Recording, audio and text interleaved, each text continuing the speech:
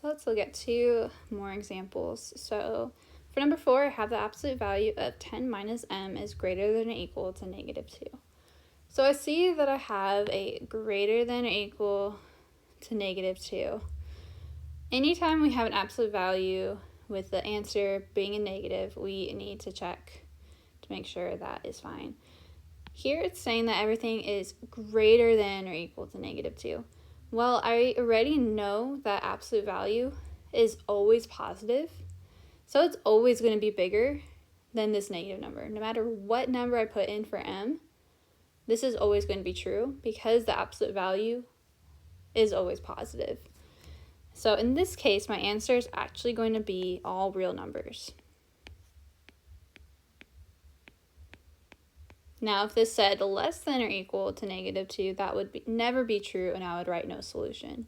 But since it's saying greater than or equal to negative 2, that means this is going to be all real numbers. Okay, so now we're going to solve this last one. Here, we have to be a little bit careful. I'm not going to automatically go into the creating two different inequalities, because I first have to isolate my absolute value. Just like when we were solving absolute value equations, before we separated it into two different equations, we had to isolate the absolute value.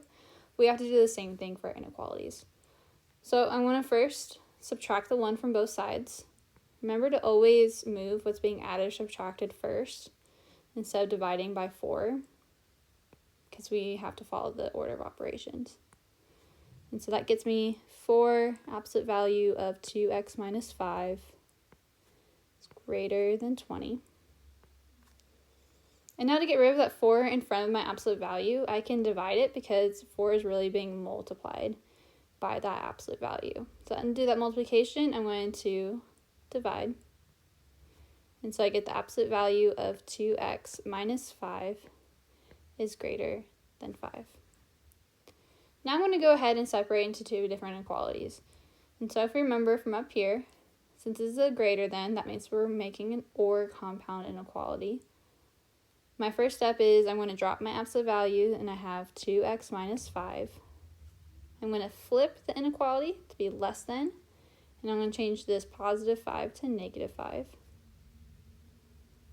Or I'm going to leave everything the same, just drop my absolute value.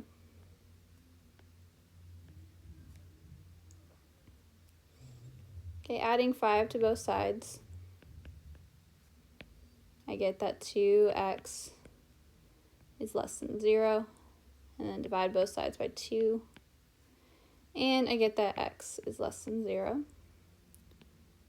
Or, doing the same thing over here, I'm going to add 5 to both sides, and I get that 2x is greater than 10, and I'm going to divide both sides by 2, and I get that x is greater than 5. So my answer is x is less than 0, or x is greater than 5.